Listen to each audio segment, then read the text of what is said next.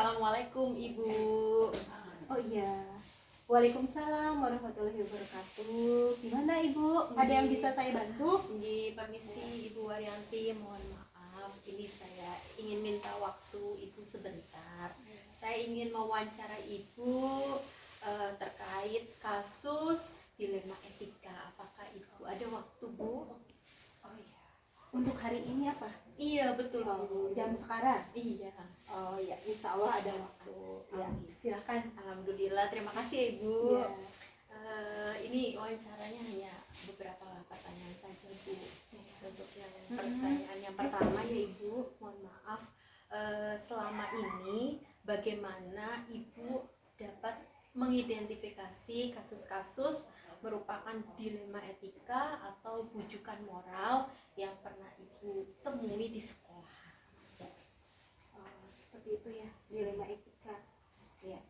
Saya ya untuk mengatasi semua masalah dilema etika ini memang kami ya selalu menghadapi ya masalah itu ada, yaitu ya untuk mengidentifikasi melalui kasus-kasus masalah yang ada. Biasanya itu memang banyak sekali Mbak masalah yang dihadapi di dalam, terutama di dalam kedinasan ya, terutama baik itu di lingkungan sekolah, di lingkungan pekerjaannya, guru, anak, itu banyak sekali masalah-masalah yang harus kita hadapi. Seperti itu, terlalu banyak ya. Nah, namun dari situ berarti saya harus bisa mengambil keputusan, ya, harus bisa mengambil keputusan, dan keputusannya itu diusahakan saya harus bisa mengambil keputusan yang sesuai dengan mengikuti peraturan ya, peraturan yang ada. Di sisi lain, di situ juga saya harus bisa, selain mengikuti peraturan dari dinas, peraturan pemerintah, saya juga harus bisa mematuhi peraturan-peraturan terutama yang hubungannya dengan manusia dan manusia. Ya, seperti itu. Masalahnya ada. Berarti sangat kompleks sekali ya Bu masalahnya di sekolah Ibu. Banyak. Iya. Lalu tadi berbicara tentang pengambilan keputusan Ibu. Tadi Ibu menyebutkan banyak sekali keputusan yang harus Ibu bisa berikan. Nah, selama ini bagaimana Ibu menjalankan pengambilan keputusan di sekolah, terutama untuk kasus-kasus di mana ada dua kepentingan yang sama-sama benar atau sama-sama mengandung nilai kebajikan? Nah, di sini dalam menghadapi masalah itu, karena saya di sini bekerja tidak sendiri, saya bekerja bersama tim. Nah, di situ kami bekerja secara berkolaborasi. Berkolaborasi dalam artinya di sini kami ada guru ya, ada dewan-dewan guru, ada komite, ada lingkungan masyarakat juga, kayak gitu. Nah, kalau dengan guru, kami insya Allah selalu mengadakan kolaborasi, selalu mengadakan diskusi, kayak gitu. Terus di situ juga saya kan tidak bisa mengatasi suatu masalah saya hadapi sendiri, tapi saya inginnya ayo bersama teman-teman untuk saling berbagi, yaitu kolaborasi. Ya, melalui kolaborasi, selain di kolaborasi itu kami mengadakan suatu rapat rapat bersama dewan guru. Nanti kita musyawarah, diskusi, kita mencari jalan keluarnya apa, jalan masuknya apa, harus seperti apa supaya masalah-masalah itu bisa kita terselesaikan dengan baik. Berarti kolaborasi itu memang sangat penting sekali ya Bu ya. Sangat betul. Kita karena kita bukan manusia monodualisme tapi kan kita hidup bersosialisasi. Iya.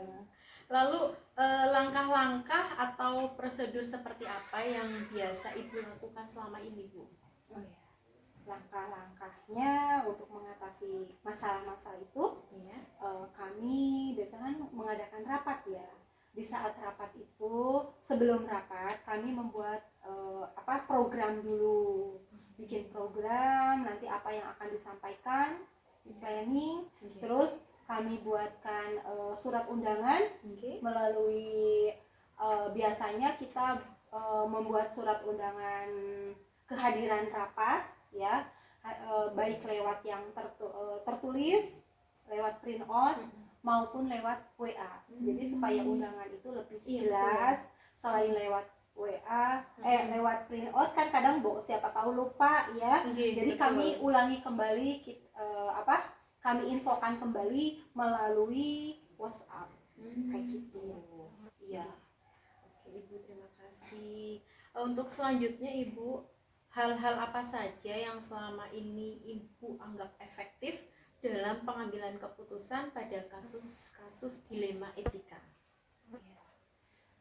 Saya di situ karena kami punya dewan guru, kita ada rapat musyawarah, ya kita ambil keputusan-keputusan dari hasil teman-teman ya. Setiap ada teman yang memberikan masukan, kita tampung, ada teman yang memberikan saran, kita juga tampung. Nah, dari situlah nanti kita akan menemukan suatu ide dan saran apa yang harus hendaknya kita lakukan gitu ya. Kita lakukan, kita laksanakan agar masalah itu bisa segera terselesaikan. Seperti itu. Jadi melalui musyawarah gitu ya. Untuk mengambil keputusan ya. Nah, ketika Ibu melakukan musyawarah tersebut ya Ibu, apakah Ibu pernah menghadapi tantangan dalam pengambilan keputusan pada kasus-kasus dilema etika?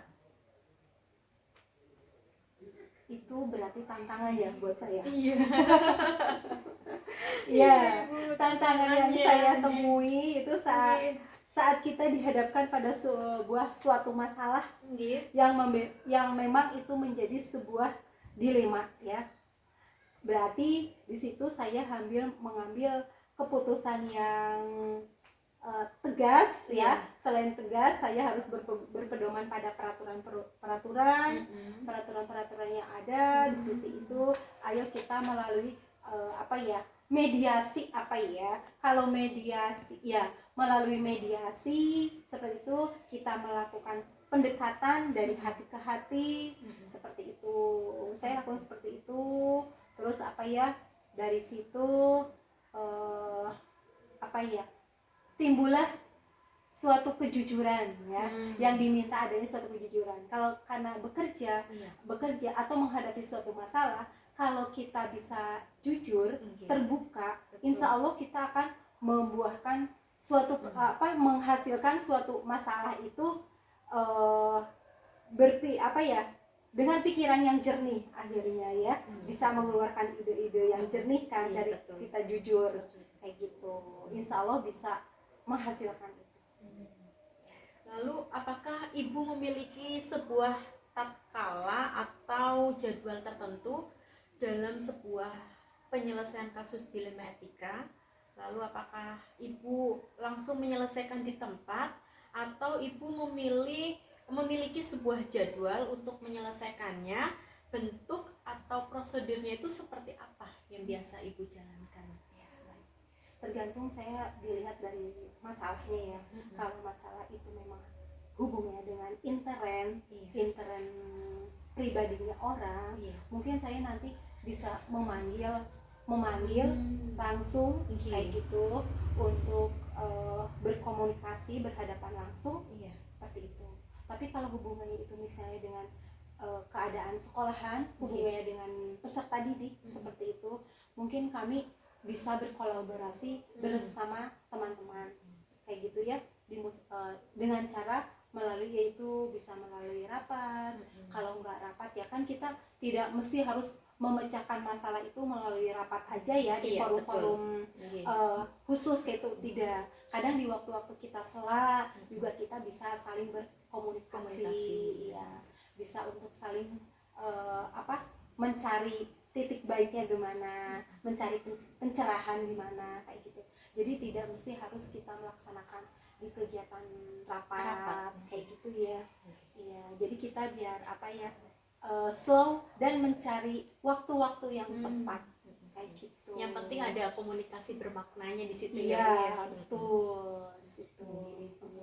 Lalu adakah seseorang atau faktor-faktor yang selama ini mempermudah atau membantu ibu dalam pengambilan keputusan dalam kasus-kasus dilema etika? Oh, ya bisa. Di situ kami bekerja sama juga dengan paguyuban wali siswa kayak gitu ya, selain dari guru. Terus ada wali siswa, ada komite. Di situ ayo kita bersama-sama saling kita bermusyawarah ya. Terus kita mintai masukan-masukannya, pendapat-pendapatnya dari wali siswa, solusinya harus gimana supaya misalnya anak terutama aktif di dalam kegiatan ekskul misalnya ya, supaya kegiatan ekskul itu bisa jalan. Padahal yang saya rasa karena kita sekolahnya jauh di daerah pegunungan, mungkin waktu itu berpengaruh banget ya. Berpengaruh sekali. Udah pulang sekolah kok harus balik lagi, padahal sementara kegiatan ekskul itu harus jalan ya, kayak gitu. Itu kan merupakan dilema banget ya buat kita di sekolah ya. Sementara sekolah ingin maju, yaitu akhirnya saya melalui pendekatan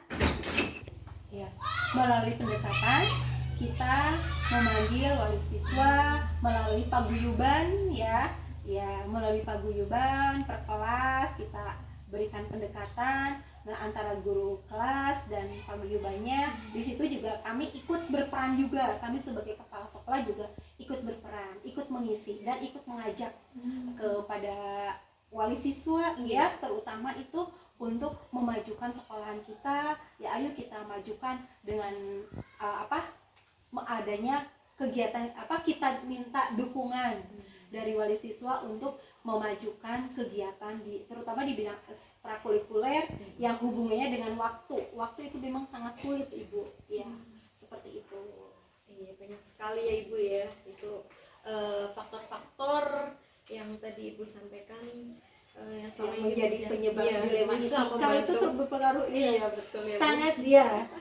Saya juga sedang berusaha gimana supaya anak-anak di sisi lain biar anak-anak bisa maju. Selain di kegiatan pembelajaran pembelajaran di kelas ya, juga kan harus ada aktif juga di kegiatan di luar kegiatan sekolah juga kan. Baik ibu, ini untuk pertanyaan yang terakhir ya bu, dari tadi yang sudah ibu sampaikan, kira-kira pembelajaran apa yang dapat ibu petik dari pengalaman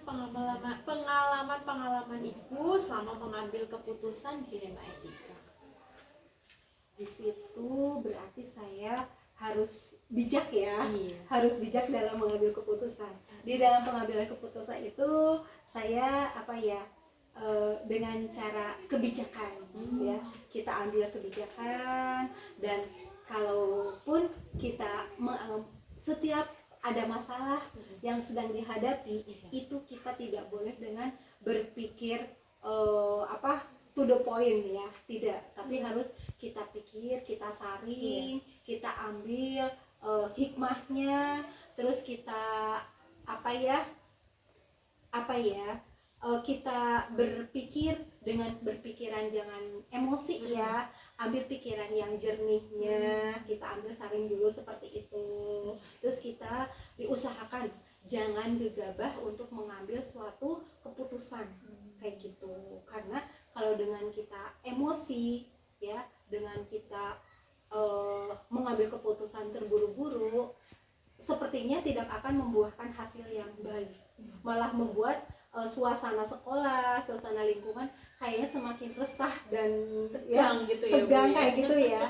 Berbeda dengan kalau kita ambil dengan suasana yang rileks, santai, slow, kemungkinan itu akan lebih banyak mengena ya, mengena baik untuk peserta didik, dengan gurunya sendiri ataupun dengan masyarakat di sekitar, dan komite dan wali siswa terutama ya. Jadi seperti itu.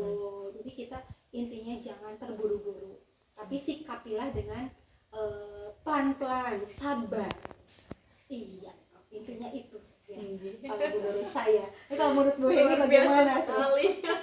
Menurut Bu Heni Iya, gimana tuh kalau sama, menghadapi Bu. masalah-masalah yang Iya. dihadapi di Iya. sekolah untuk anak-anak peserta didik? Ya gitu Bu, saya juga sedang belajar, Belajar. nih, Bu.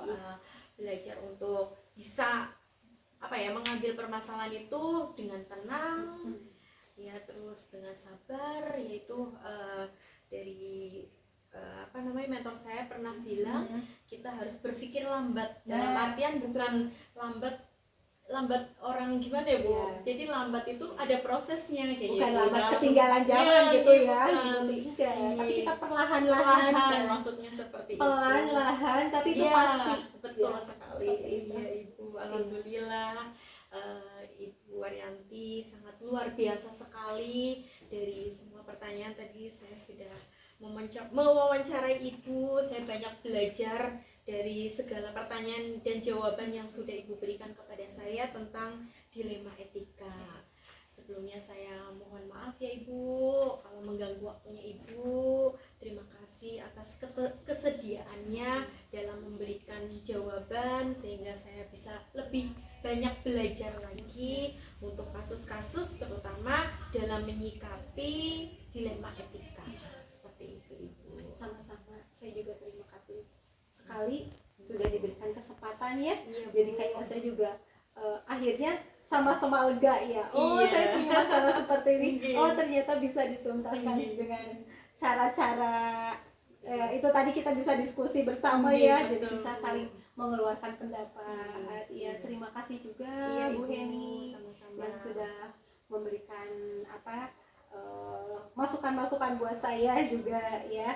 Ya, seperti itu. Mudah-mudahan buat Bu Heni kedepannya sukses selalu Amin, juga. amin, amin Ibu. Terima kasih Ibu. Sami-sami. Iya.